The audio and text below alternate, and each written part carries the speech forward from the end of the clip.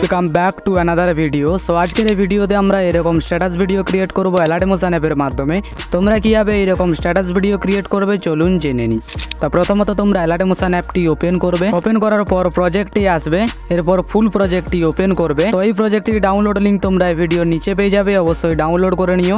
আর সমস্ত ফটো বা video link তোমরা আমার টেলিগ্রাম চ্যানেলে পেয়ে যাবে, তাই টেলিগ্রাম চ্যানেলে জয়েন হয়ে ফটোগুলো ডাউনলোড করতে পারো। তো এই প্রজেক্টটির মধ্যে আমরা প্রথমত করব ফন্ট অ্যাড। তার জন্য তোমরা স্ক্রল করে নিচে চলে আসবে। এবার নিচে আসার পর এখানে তোমরা গ্রুপগুলো দেখতে পেয়ে যাবে। তো তোমরা সাইডে স্ক্রল করে তোমরা 3 নম্বর গ্রুপটার ওপর চলে আসবে। এবার গ্রুপের ওপর ক্লিক করবে, এডিট গ্রুপে আসবে। শুরুতে আসার পর এখানে তোমরা লিরিক্সগুলো দেখতে পেয়ে যাবে। তো প্রথমত তোমরা উপরের লিরিক্সটাতে ক্লিক করবে, এডিট টেক্সটে আসবে। ওপর থেকে ফন্টটি সিলেক্ট করবে, টিক মার্কে ক্লিক করলে ফন্টটি অ্যাড হয়ে যাবে।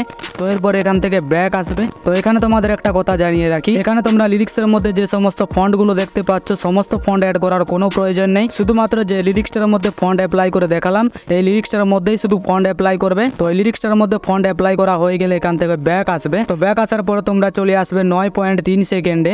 এবার এখানে তোমাদের একটা কথা বলে দিই, এ ডবল বিট মার্ক থেকে শুরু করে এ ডবল বিট মার্ক পর্যন্ত একটা ফটো থাকবে। আবার এ ডবল বিট মার্ক থেকে শুরু করে এ ডবল বিট মার্ক পর্যন্ত একটা ফটো থাকবে। আবার এ ডবল বিট মার্ক থেকে শুরু করে এ ডবল বিট মার্ক পর্যন্ত একটা ফটো থাকবে। তো এরকমভাবে তোমরা ফটোগুলো অ্যাড করবে। তো কীভাবে করবে দেখিয়ে দিচ্ছি। চলে আসবে 9.3 সেকেন্ডে। এবার 9.3 সেকেন্ডে আসার পর ফটোর ওপর ক্লিক করবে, কালার অ্যান্ড ফিলে আসবে, এই অপশানটাতে ক্লিক করবে। এরপর গ্যালারি থেকে যে কোনো একটি ফটো সিলেক্ট করবে, প্লাস আইকনে ক্লিক করলে ফটোটি অ্যাড হয়ে যাবে। তো এরপর এখান থেকে ব্যাক আসবে। ব্যাক আসার পর পরবর্তী ফটোটার উপর আসবে, ফটোর ওপর ক্লিক করবে, কালার অ্যান্ড ফিলে আসবে, এই অপশানটাতে ক্লিক করবে।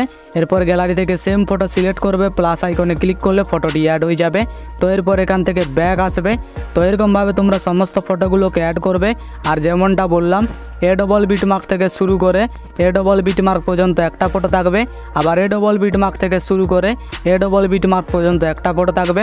তো এরকমভাবে তোমরা সমস্ত ফটোগুলোকে অ্যাড করবে। এবার সমস্ত ফটো অ্যাড করা হয়ে গেলে উপরে শেয়ার অপশানে ক্লিক করবে, নিচে এক্সপোর্ট এখানে ক্লিক করলে ভিডিওটি গ্যালারিতে সেভ হতে শুরু করবে। তো এই সাথে আজকের ভিডিও এতটাই। ভিডিওটি যদি আপনাদের ভালো লেগে থাকে তাহলে ভিডিওতে লাইক করে চ্যানেলটি সাবস্ক্রাইব করতে ভুলবেন না। দেখা হচ্ছে পরবর্তী ভিডিওতে। ধন্যবাদ।